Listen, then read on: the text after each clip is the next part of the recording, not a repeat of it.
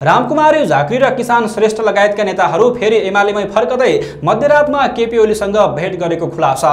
दर्शक महानुभावहरू, नेकपा यसबाट विद्रोह गरेकी नेत्री रामकुमार झाँक्री र किसान श्रेष्ठ लगायतका नेताहरू पुनः नेकपा एमालेमै फर्कने भएका छन्। एमाले अध्यक्ष केपी शर्मा ओली र महासचिव शंकर पोखरेलसँगको भेटपछि उनीहरू पार्टीमा फर्कन तयार भएका हुन्। एमाले नेता महेश बस्नेतका अनुसार झाँक्री सहित करिब 50 जना केन्द्रीय सदस्यहरू एमालेमा फर्कनका लागि तयार भएका हुन्। आगामी मङ्सिर 24 गते दिउँसो 3 बजे राष्ट्रिय सभागृहमा विशेष कार्यक्रम आयोजना गरी औपचारिक रूपमा उनीहरूलाई पार्टीमा पुनः प्रवेश गराइने तयारी समेत भएको बस्नेतले बताएका छन्। बस्नेतका अनुसार नेताहरू बुधबार राति गुण्डु पुगेर अध्यक्ष ओलीसँग भेटघाट गरी पार्टीमा फर्कने विषयमा अन्तिम छलफल गरेका हुन्। उनीहरू बिहान करिब 2 बजे गुण्डुबाट काठमाडौँ फर्किएका थिए।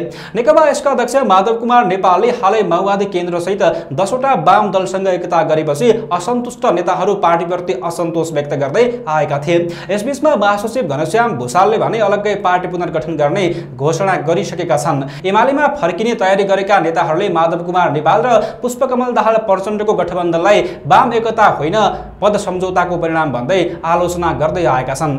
यसैबीच जेन्जी आन्दोलनका अगुवा हामी नेपालका संस्थापन सुदन गुरुङले गृहमन्त्री ओमप्रकाश अर्याललाई पदबाट राजीनामा दिन चेतावनी दिएका छन्। जेन्जी आन्दोलनका माग सम्बोधन नगरेको र हत्यारा तथा भ्रष्टाचारीहरूलाई कारबाही नगरी उल्टै जेन्जीहरूलाई कारबाही गरेको आरोप लगाउँदै उनले गृह मन्त्रालयको नेतृत्व असफल भएको टिप्पणी गरेका छन्। गुरुङले सामाजिक सञ्जाल फेसबुक मार्फत अलोकप्रिय गृहमन्त्रीको लागि सन्देश शीर्षक लेख्दै भनेका छन्, शहीदको सपना सम्झिनुहोस्, नेपाल र नेपालीको आँसु सम्झिनुहोस्, काम गर्न नसके पद छाड्ने बाचा सम्झिनुहोस्। उनका अनुसार आन्दोलनको 2 महिना बितिसक्दा पनि कुनै हत्यारा वा भ्रष्टाचारमा संलग्न व्यक्तिमाथि कारबाही नभएको प्रमाणित हुँदै गएको छ। उनले लेखेका छन्, देशको हितका लागि लड्दा मैले भ्रामक समाचार र चरित्र हत्यासम्मको अपमान सहनु पर्यो, तर अब तपाईप्रति आशा हराइसकेको छ।